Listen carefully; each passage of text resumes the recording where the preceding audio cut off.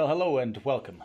We're here this afternoon to launch Alphabet, and my name is Ian Seymour, and I'm going to here to interview Craig. Craig is a man who I met about 9 years ago, I think it was, Craig. It was, yeah. He came to faith on an Alpha courses I was running, and then since the Alpha courses that we became friends.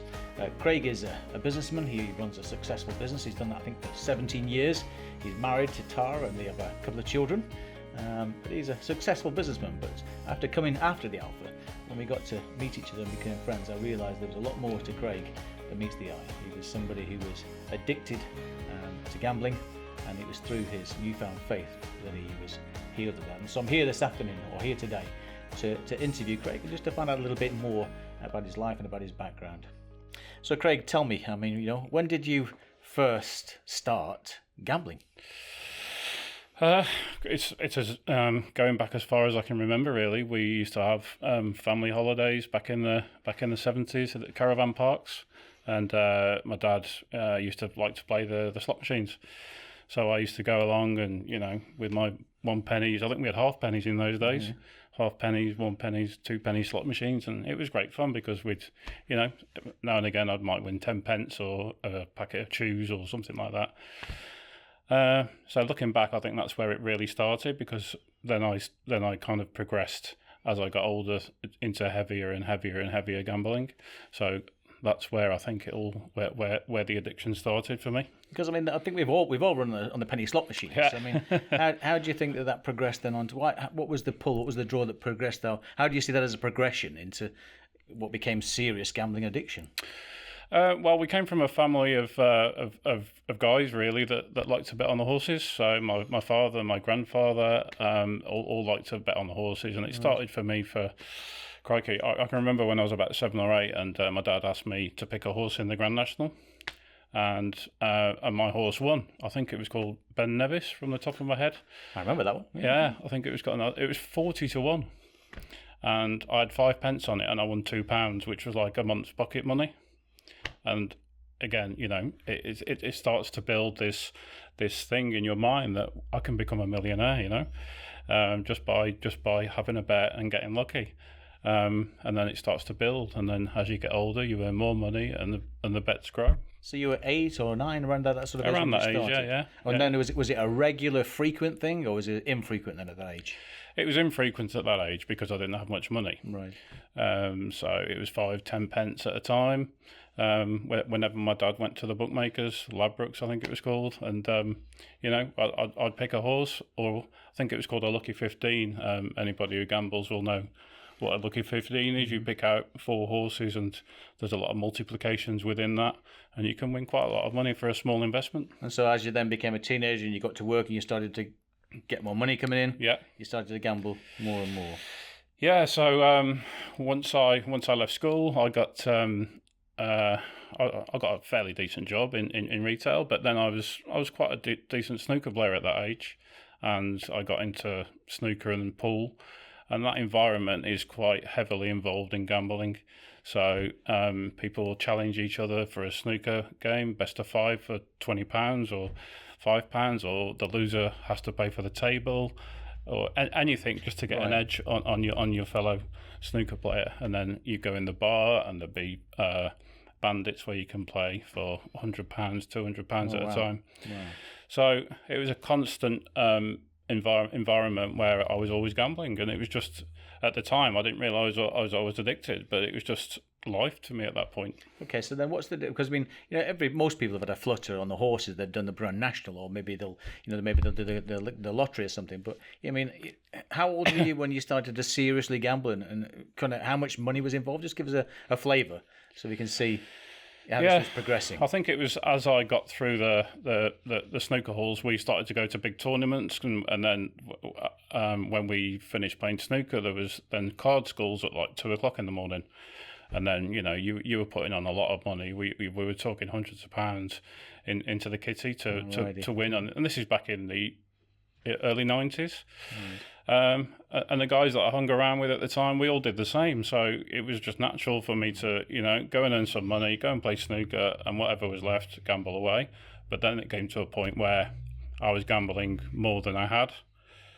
and I started to have to take extra jobs to be able to fund the lifestyle that I was doing. So you're in debt then, in that case. I was in debt. I just had a failed relationship, so I had a mortgage on my own, trying to keep all those bills that come in, but also gambling every single day, going to bookmakers, going to casinos at night, and then so I was having to work a full-time job during the day, and then I got a job in the evening working on the railways just to try and balance my life. But could you not stop at that stage? Could you not step back and think, I needed to just have a break, and it was just No, too much of a hold on you? No, it's I guess it's like any addiction, like alcohol, or once it's got you, you just can't get out of the grip of it because you're just so involved in wanting to get that next buzz. I remember betting on absolutely crazy things like I'm a big Aston Villa fan, as you know. I do know. Yeah. For his sins, yeah. So I remember one day putting on £500 on Benito Carboni. Do you remember him? To score the next goal for Aston Villa, and £500 was a huge amount of money to me then. And luckily he scored the next goal, and I won £4,000, I think it was. And I came away from there thinking, wow, I can pay this guy, I can pay that guy, I can sort my debts out. And from today, I'm going to be good. I'm not going to bet again because I've won all my money. But then, the next day, something else grips you, an advert on the TV, or a friend will say, Man United are 3-1 to beat Liverpool, and you just get tempted in again. Wow.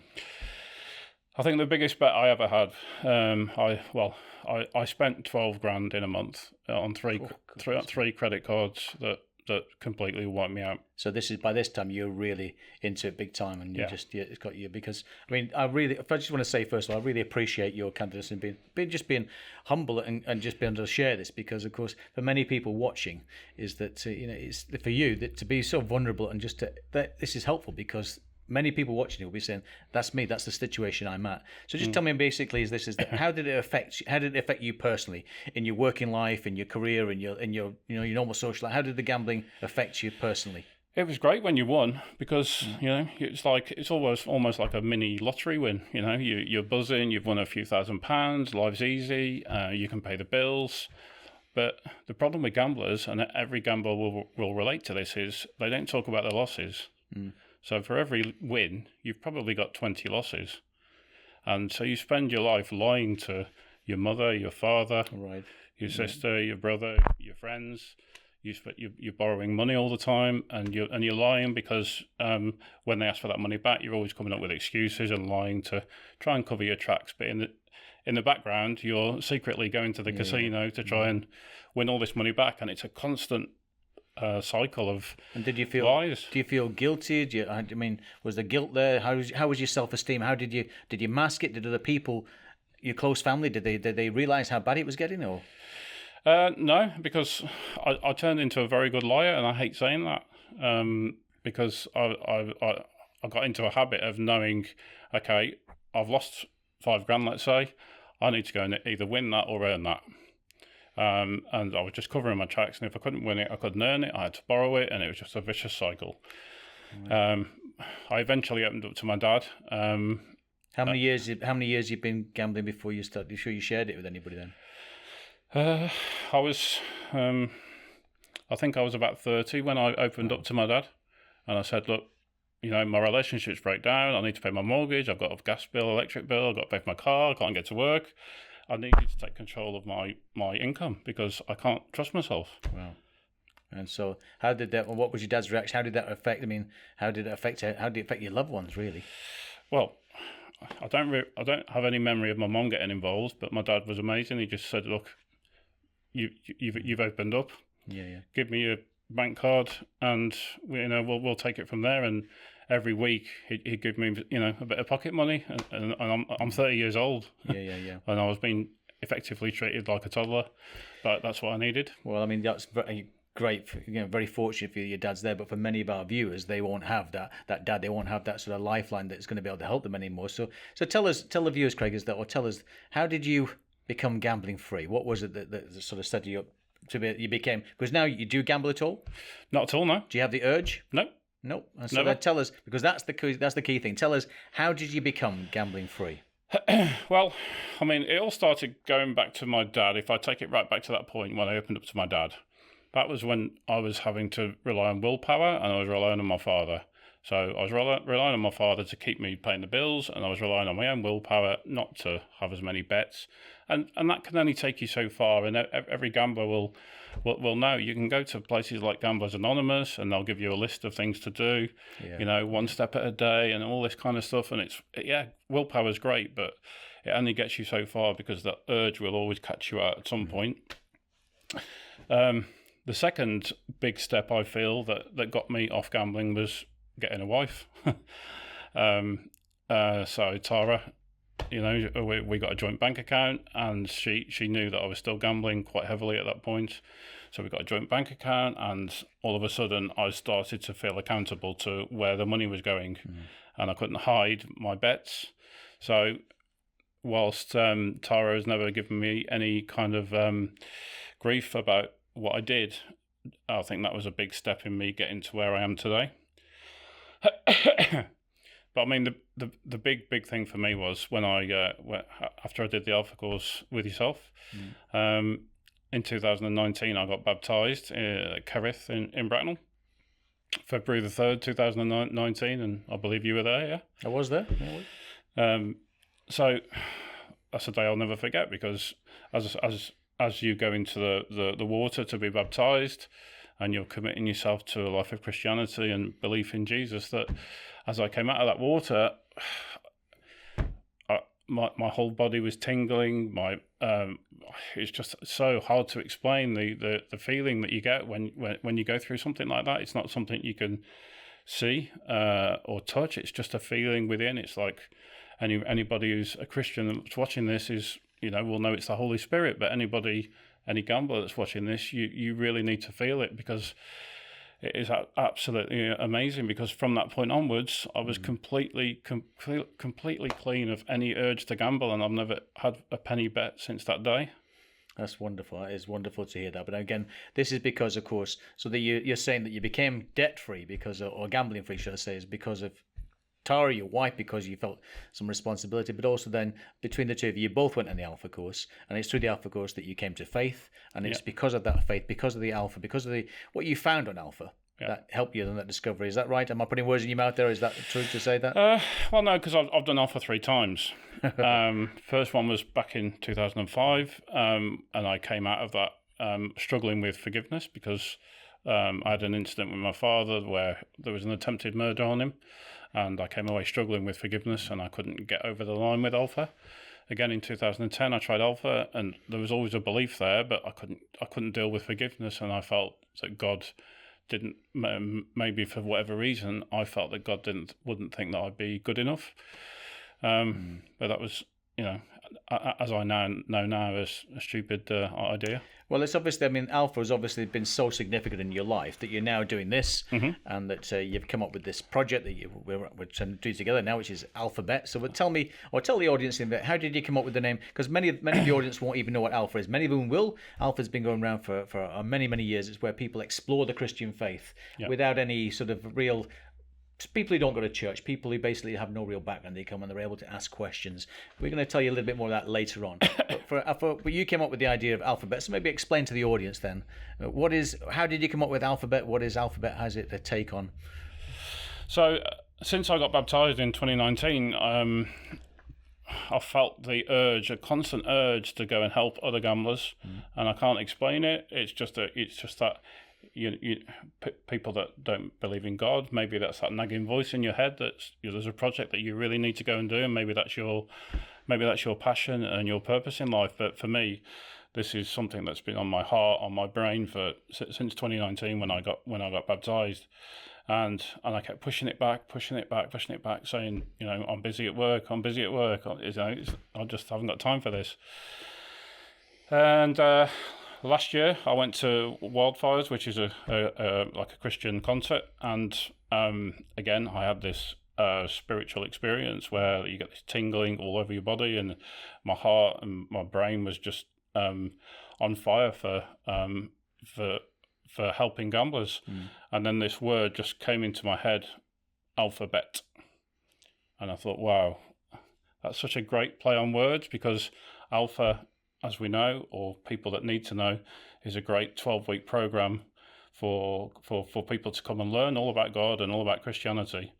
And obviously the bet on the end of it is, hopefully, we get people that have had a lifestyle of betting, and they can just be released of it and get themselves into Alpha. And that's how it was born. And so Alphabet, so the purpose of Alpha is to reach out to people really who have got either a gambling addiction, but any other addiction as well. Is it just gambling? Just gambling. That's all I'm being called to do. Right. It's just... So people basically who either are walking or have walked in your footsteps, where gambling has become an issue, where it's affecting their lives, so it's affecting every part of their lives. And you would say to these people that Alpha is a solution. It is the solution. It certainly was for you. Yeah, absolutely. Because gambling, up until, well, for pretty much most of my life, was an urge or something that filled a hole in my life. But now God's replaced that, and I don't need to gamble anymore. So how do you suppose then that Alphabet would help other viewers out there who are also struggling in the same sort of scenario? I mean, so, well, listen, I mean... No, I just wanted to... I'm not going to ask you a question now. Were you gambling when you came on the Alpha that I was running back in 2015? Yeah. Were you still gambling then? Yep. You was? I was. Well, that was a secret. I didn't know that. I didn't know that at all. And how long for after? Up until I was baptized. So you came searching for answers. Yeah. You came on Alpha. Yeah. You came to faith. Yeah. And it is then through that journey of that process, you then got this. You then became gambling free. Absolutely. On February the 3rd, 2019, it was instant. And that's your hope. That's my hope. Yeah. Again, with the viewers watching here, that they will do the same. That they will check out Alphabet. They will come along, check it out, in the hope that they too will end up becoming gambling free. Listen, if you're watching this and you're struggling with gambling, then you've got absolutely nothing to lose. You can check out your local Alpha course, which we'll give you details on. And I really hope that you can follow in the footsteps of the journey that I've had. Yeah, absolutely. And so, what do you hope then that Alphabet will achieve itself as we launch this program, Alphabet? What are you hoping that it will achieve? Well, I'm hoping that we will get a lot more people on Alpha. Potentially, we do Alpha courses just for gamblers, so we can talk openly about all the things that we're discussing today. It will help people get debt free. They'll get a better lifestyle and help with their relationships, and hopefully, they come to faith. So Craig, that was great. Thank you so much just for sharing that, for being vulnerable, because that's really helpful. People need to see the real you and just, the journey you've been on. But there'll be others. I'm just conscious there'll be others there in this audience now. People like you who've been on that same journey. People who have, maybe they've explored Alpha, or they've somehow come to faith in Jesus through the Alpha course or through the other means, and they're no longer addicted to gambling. And what I want to say is that, what do you want to say to that element of the audience here that, like you, are now come to faith and are no longer addicted to gambling? What would you say to them? Come and talk to me. I want to hear your story. The whole world wants to hear your story. There are thousands and millions of gamblers around the world that are struggling with addiction. We want them to potentially be saved through Alphabet. So please reach out. Let's talk.